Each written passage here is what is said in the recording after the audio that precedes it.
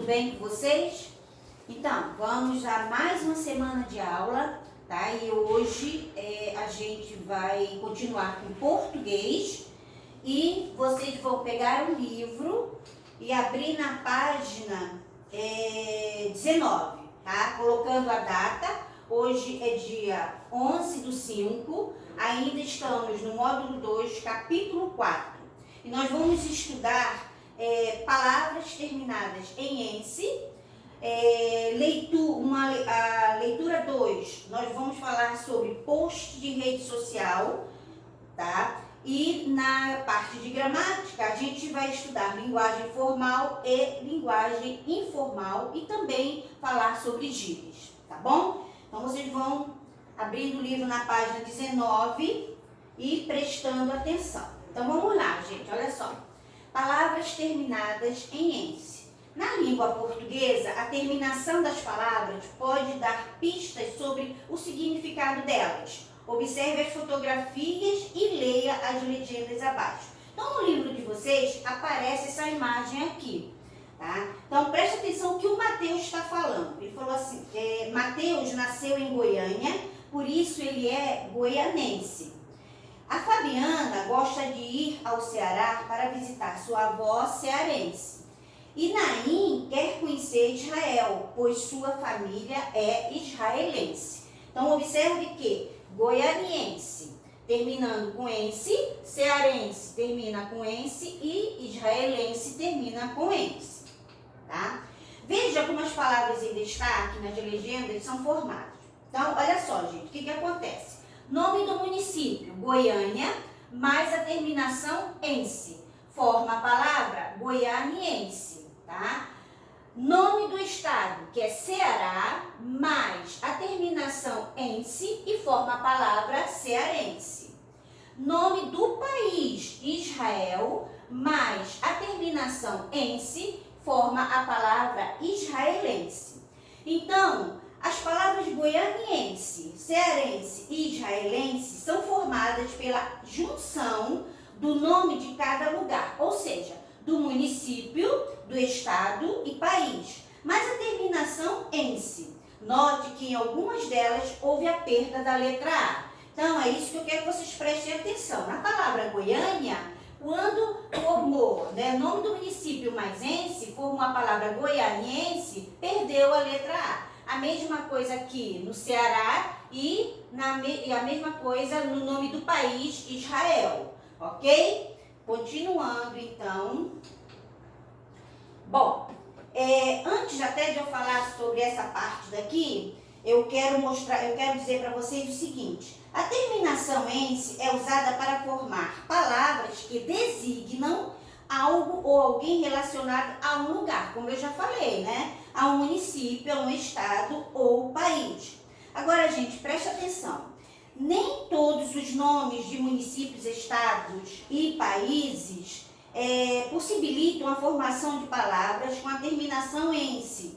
Outras terminações como euro, ano, ex, ista e hino também são utilizadas. Como? Bom, quando uma pessoa nasce em Minas Gerais, né, a pessoa diz que a pessoa é mineiro, né? Ah, fulano é mineiro. Por quê? Porque nasceu em Minas Gerais.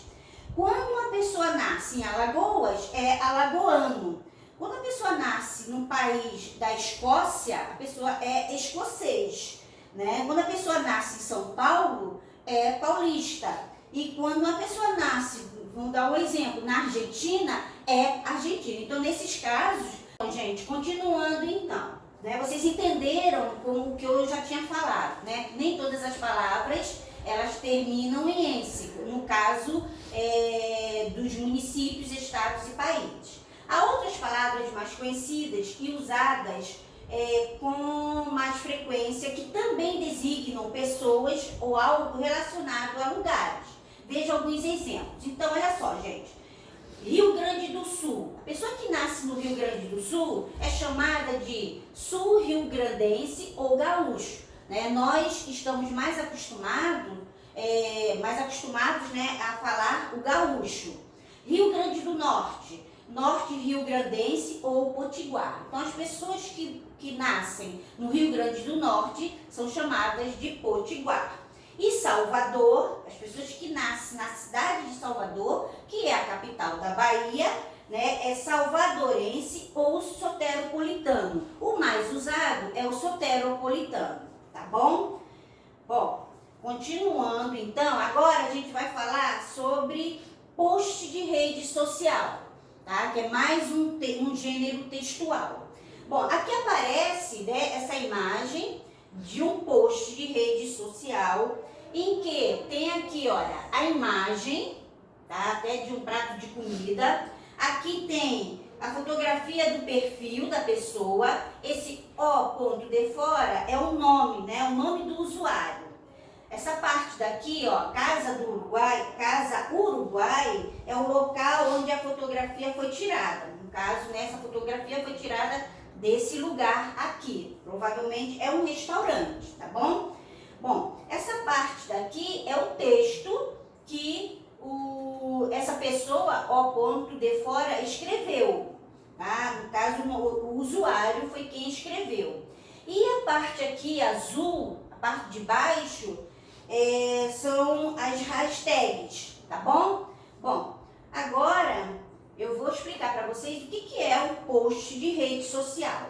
Bom, gente, olha só. O post de rede social é um texto veiculado na internet, composto por uma fotografia, como eu já mostrei para vocês na imagem, e um texto escrito, que pode apresentar hashtags e emojis também. O conteúdo do post pode ser variado, quer dizer, né, vários assuntos, como a dica de viagem que você vai ler, que eu não li, mas eu quero que vocês leiam, tá? E nele há espaço para que os leitores façam um comentário. Então essa é a vantagem do post em rede social. A pessoa escreve alguma coisa, algum artigo e as pessoas, né, podem interagir, quer dizer, ou seja, pode participar dando sua opinião, tá bom? Bom, agora nós vamos para a parte de gramática e vamos falar sobre linguagem formal e linguagem informal, tá? Vamos lá. Bom, geralmente escolhemos a roupa que vamos usar pensando no local aonde iremos. Que tipo de roupa você escolhe para ir à praia ou à piscina? E como se veste quando vai a um casamento? São roupas diferentes, adequadas a cada situação, não é mesmo? Então, é exatamente isso. A gente escolhe uma determinada peça de roupa de acordo com o lugar que a gente vai, tá? Da mesma maneira, gente, acontece quando escolhemos o tipo de linguagem de acordo com a situação de comunicação. Ou seja, com quem vamos falar e com que objetivo. Para conversar com um amigo, por exemplo, costumamos utilizar uma linguagem mais espontânea, né? Mas, assim, sem muitas restrições. Que é usada para falar com alguém desconhecido ou com quem não temos intimidade. Quer dizer, é diferente quando a gente fala com um amigo, que a gente usa uma linguagem bem informal, uma linguagem descontraída, e quando a gente fala com alguém que a gente não conhece, que tem que ter um pouco mais assim, de respeito, né? Um pouco mais de cuidado com as palavras. Aí a gente usa a linguagem formal. Tá? Então é isso que nós vamos estudar agora, a diferença entre essas duas linguagens. Uma linguagem mais séria, que é a formal, e a linguagem mais descontraída, que é a informal, tá? Bom, agora a seguir a gente vai ver o seguinte, a gente vai ver 2 bilhetes, cada um na sua performance da linguagem, a linguagem formal e a linguagem informal. Então tá aqui, olha. Carlos ficou doente e não pôde ir à escola. Seu pai precisa enviar um bilhete ao colégio para informar sobre sua ausência. Olha como esses bilhetes foram escritos, gente. O bilhete 1 é a linguagem formal. Olha só como a diferença. Bom dia. O aluno Carlos Machado de Souza, do 5º ano A, não vai à escola nos próximos dias porque está com conjuntivite. Ainda hoje levarei o atestado médico para justificar as faltas dele, né? Atenciosamente, Alberto Machado de Souza. Agora, olha o bilhete 2. E aí, beleza? O Carlinhos está zicado, pegou uma conjuntivite e está meio mal. Sem chance dele ficar perto dos colegas. Tem como avisar a galera aí? Quando puder, eu levo o atestado. Abraço, Beto. Olha só, bem diferente, né? Aqui, no caso, nesse post aliás, nessa imagem do bilhete 1, a linguagem na norma padrão, ou seja, uma norma culta, tá? Já o bilhete 2 é bem descontraído. Tanto é, gente, que é usado até abreviação de palavras e também gírias, né? Então, a linguagem informal nos dá essa possibilidade de a gente usar gírias e usar também até a abreviação das palavras, tá bom? Bom, continuando. Vamos para a página. Não, desculpa, gente. Antes de ir para gírias, eu vou concluir aqui sobre a linguagem formal e informal. Então, olha só. Quando a linguagem de um texto é mais séria e procura seguir a norma padrão da língua, dizemos que ela é formal.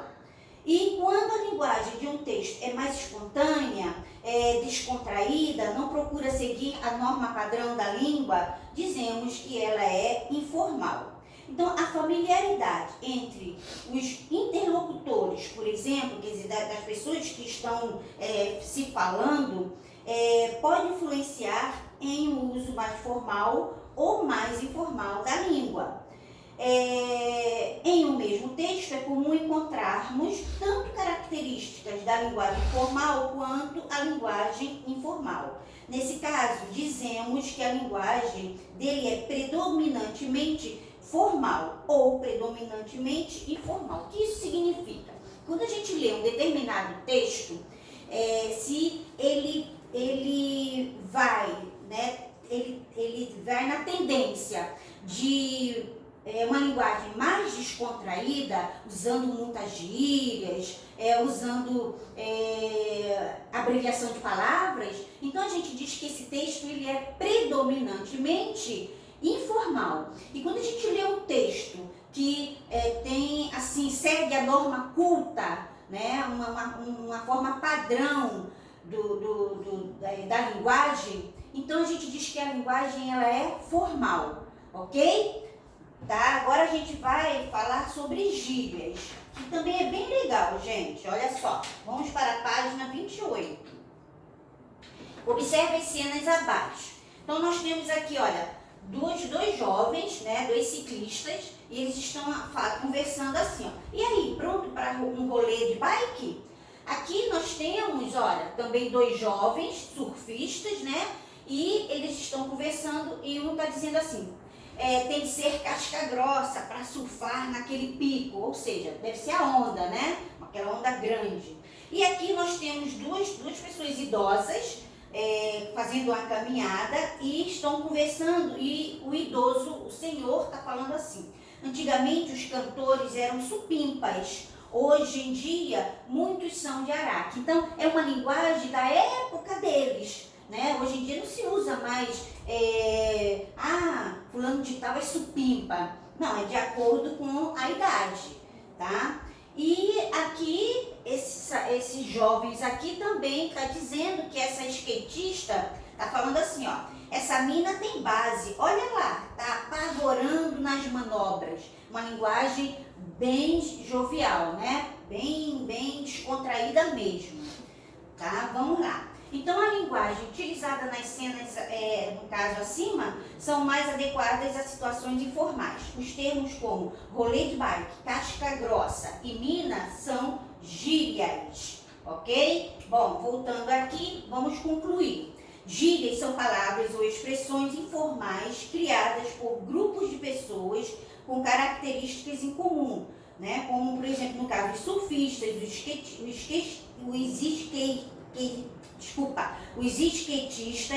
os pescadores e etc.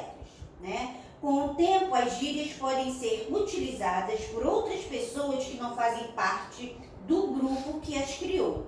Gente, olha só. O surgimento e o uso de gírias e expressões mostram como nossa língua ela é viva e está sempre mudando.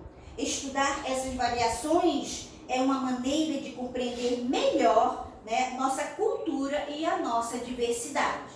Tá bom? Ó, não foi difícil, vocês agora irão fazer as atividades, tá? Um beijo e até amanhã.